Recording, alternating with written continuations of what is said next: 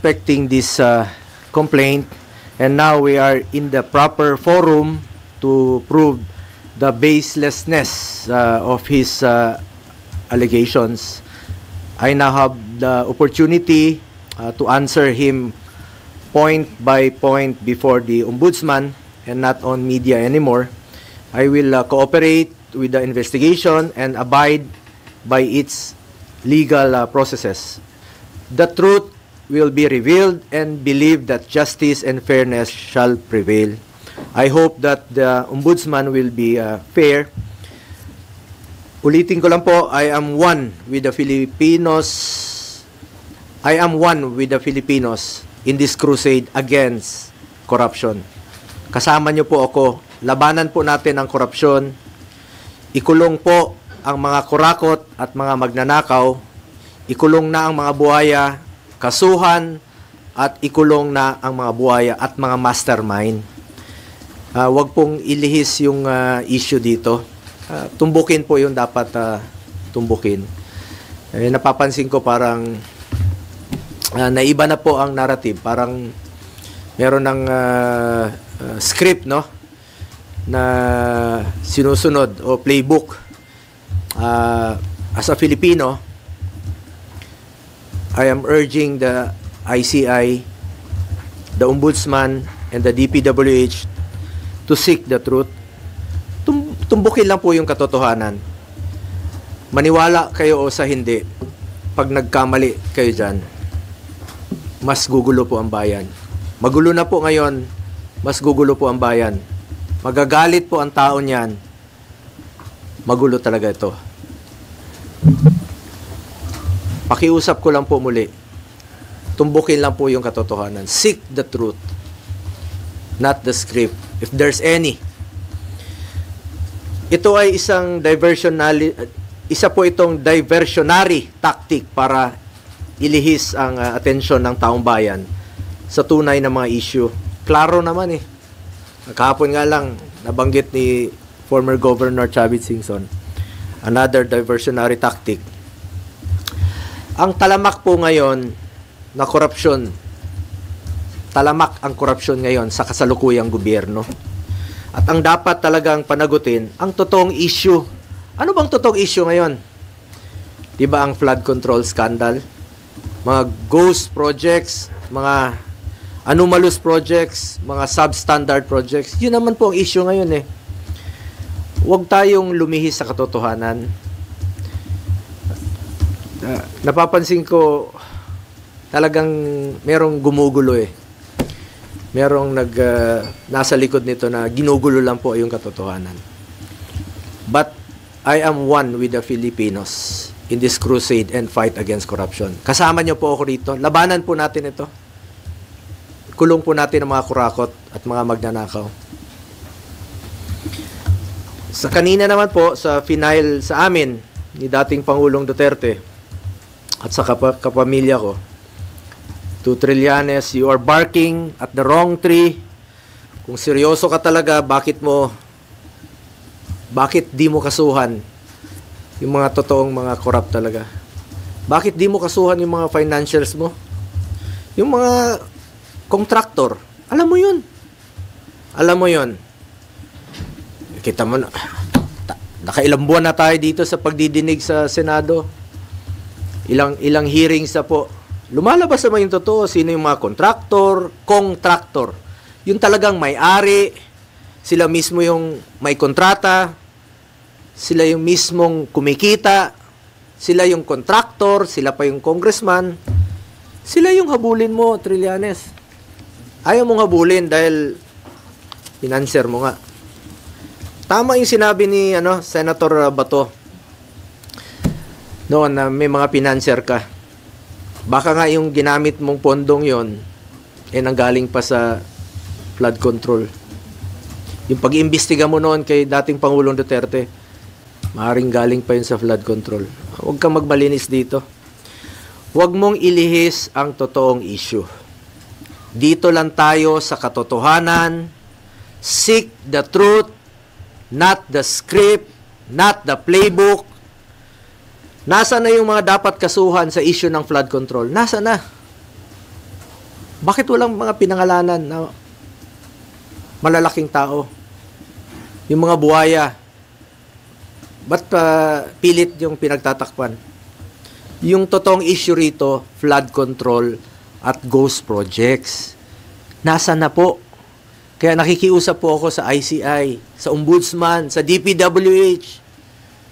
Kasuhan niyo yung mga malalaking tao. Yung sangkot sa flood control.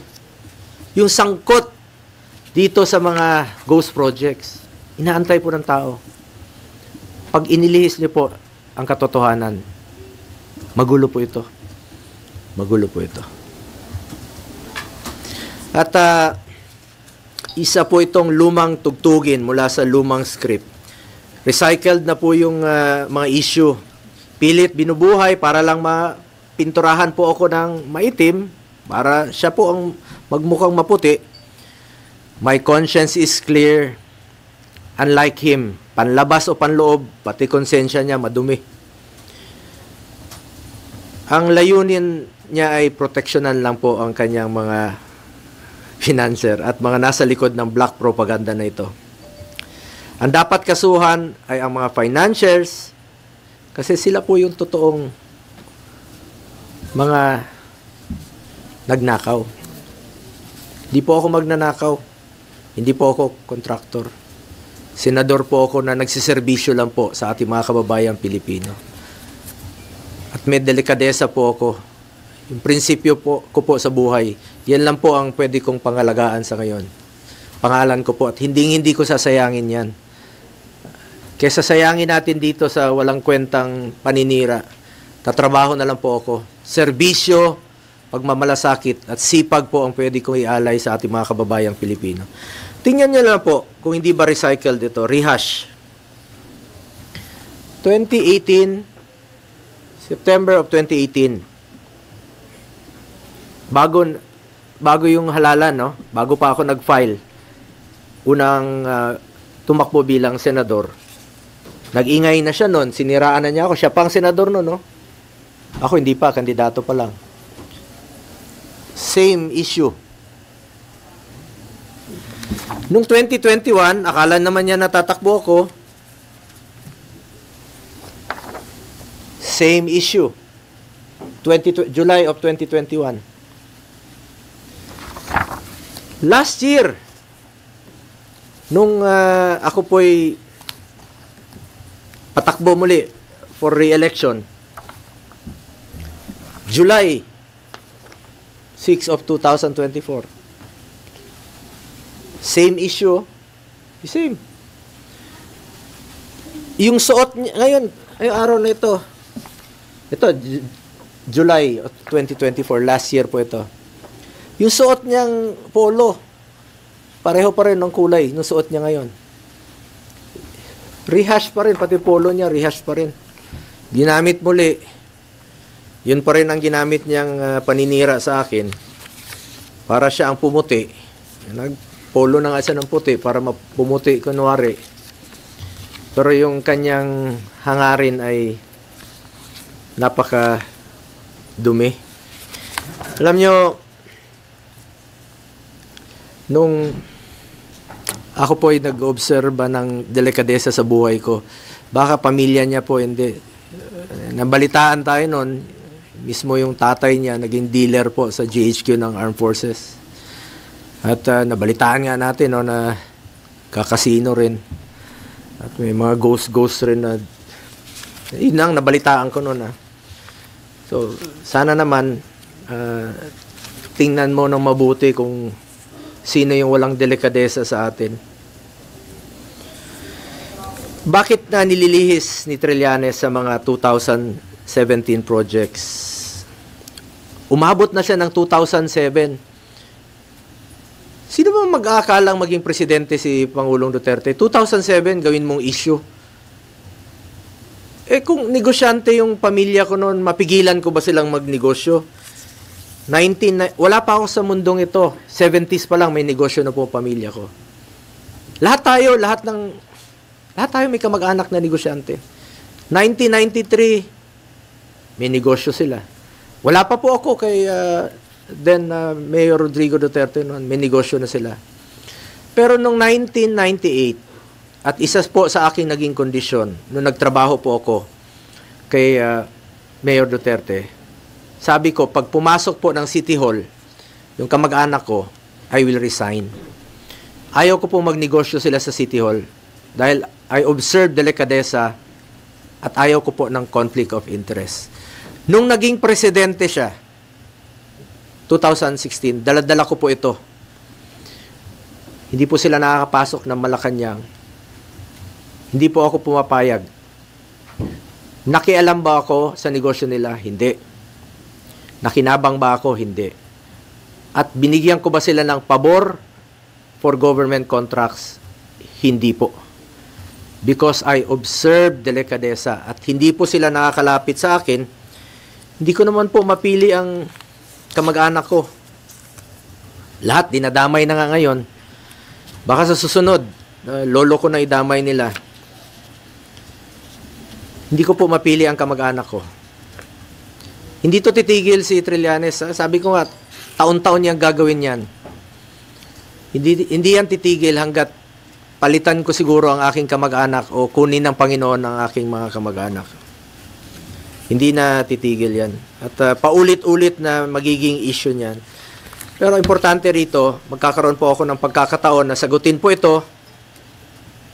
Dahil ako mismo, hindi po ako papayag na magninegosyo po ang aking pamilya sa gobyerno. At hindi po ako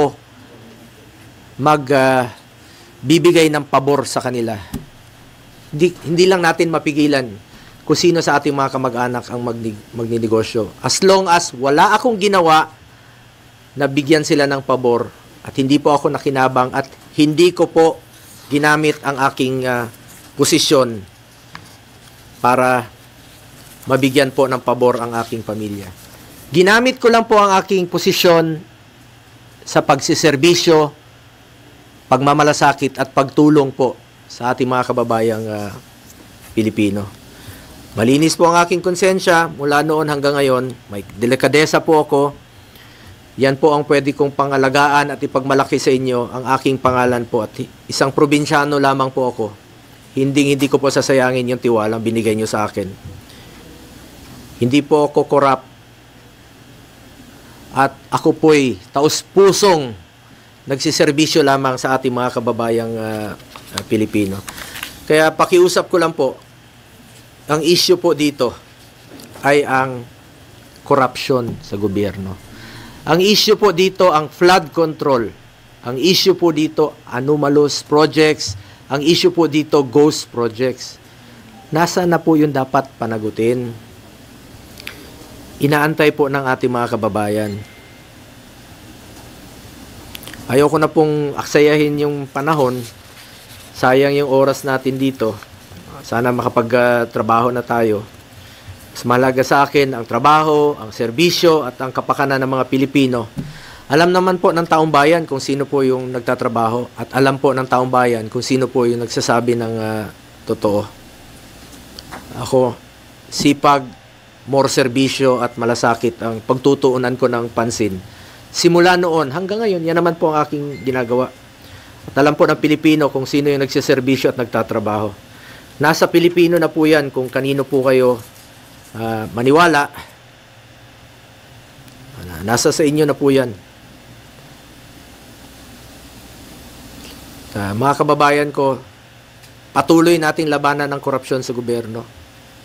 Please lang, labanan natin ang korupsyon sa gobyerno, labanan natin itong mga kalokohan, ikulong po ang mga corrupt, ikulong po ang mga magnanakaw. Huwag na pong ilihis ang issue.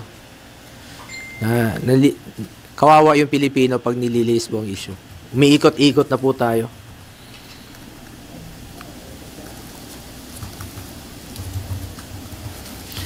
At nakita niyo naman siguro yung complaint ni Trillanes sa mga binigay naman niya sa mga reporters.